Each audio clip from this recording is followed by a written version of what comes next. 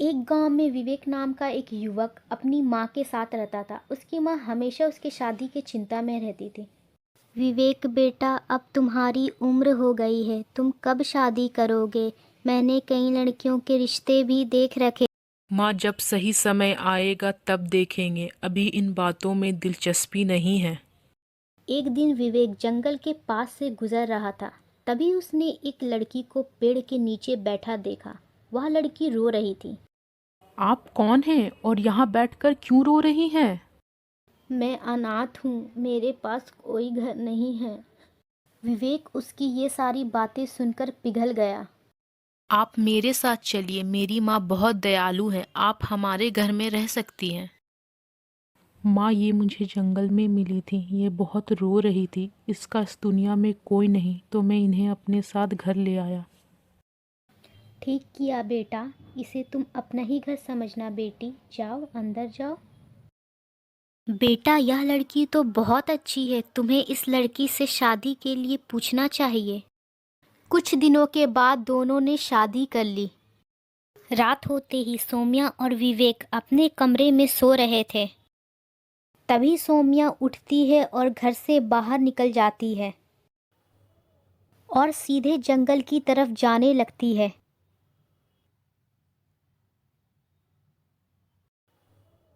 तभी रामू काका उसे जाते हुए देखते हैं। सोमिया बेटा, आधी रात को जंगल की तरफ क्यों जा रही है? मुझे उसके पीछे जाना चाहिए। तभी रामू काका सौम्या का पीछा करने लगते हैं।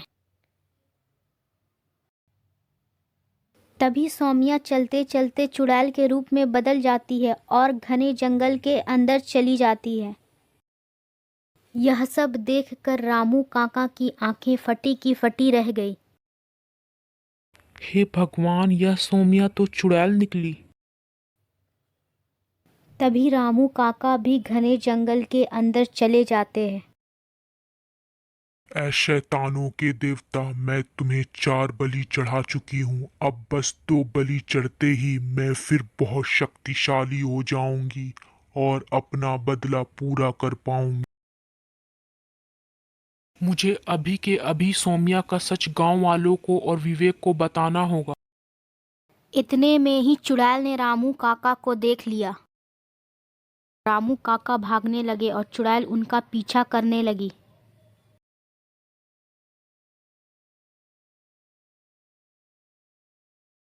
चुड़ैल ने रामू काका को पकड़ लिया। छोड़ दो मुझे, मुझे जाने दो, मैं तुम्हारा सच किसी को नहीं बताऊंगा।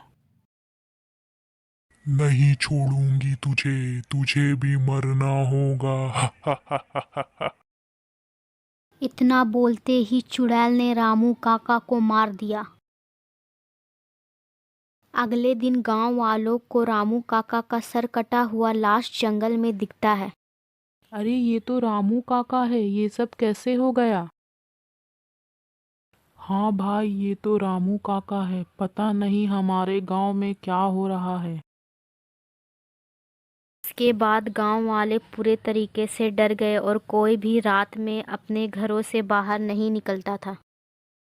इसी बीच विवेक ने एक रात देखा कि सौम्या घर पर नहीं है। वह डर के मारे उसे ढूंढने लगा और जंगल की तरफ चला गया।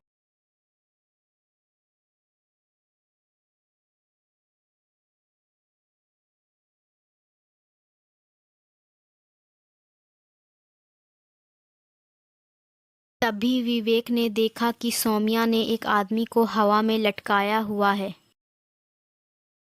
सोमिया, यह क्या कर रही हो तुम? कौन हो तुम? इतने में ही सौम्या चुड़ैल के रूप में आ जाती है और विवेक यह सब देखकर डर जाता है। तुमने मेरी सच्चाई जान ली विवेक, मैं एक चुड़ैल हूँ। इस गांव के लोगों ने मुझे मारकर जंगल में फेंक दिया था। अब मैं बदला ले रही हूँ। यह सब सुनकर विवेक वहां से भागा और गांव लौटकर गांव वालों को सारी सच्चाई बताई।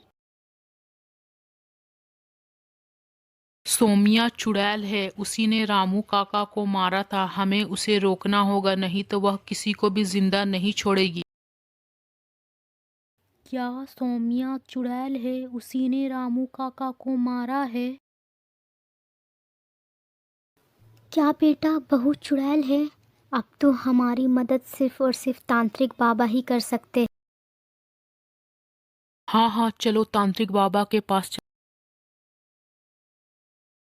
बाबा हमें बचा लीजिए चुड़ैल से, नहीं तो वो हम सबको मार डालेगी।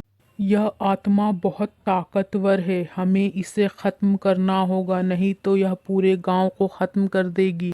तांत्रिक ने गांव वालों के साथ मिलकर चुड़ैल को खत्म करने के लिए षड्यंत्र बनाया। चुड़ैल अपना शिकार करने के लिए गांव के तरफ आती है। ये गांव वाले सब कहाँ गए? कोई नहीं दिख रहा है।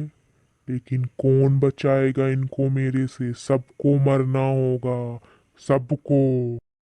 अच्छा, ये तांत्रिक तुम लोग लेकर आए हो? तुम्हें क्या लगता है ये तांत्रिक तुम्हें बचा लेगा मुझसे? कोई नहीं बचा सकता, सबको मरना होगा, सबको। चली जा यहाँ से, नहीं तो तेरे लिए अच्छा नहीं होगा। छोड़ दे इस गांव को और गांव वालों को, नहीं तो मैं तुझे भस्म कर दूंगा। नहीं जाऊंगी मैं छोड़कर इस गांव को, सबको मार कर जाऊंगी। कोई मेरा कुछ नहीं बिगाड़ सकता, तू भी नहीं, समझा? फिर तांत्रिक ने अपना मंत्र पढ़ना शुरू कर दिया, जिससे चुड़ैल की शक्तियां कमजोर होने लगी। भी तांत्रिक ने अपनी चाल चली और चुड़ैल को मंदिर तक ले गया। चुड़ैल जैसे ही मंदिर के पास पहुंची वह जलने लगी। मैं लौटूंगी और मैं तब सबका अंत कर दूंगी, किसी को नहीं छोड़ूंगी। आखिरकार तांत्रिक ने चुड़ैल को खत्म कर दिया। उस दिन के बाद से गांव में शांति लौट आई, लेकिन आज भी गांव वाले उसके वादे को याद करके डरते हैं कि कहीं चुड़ैल वापस ना आ जाए।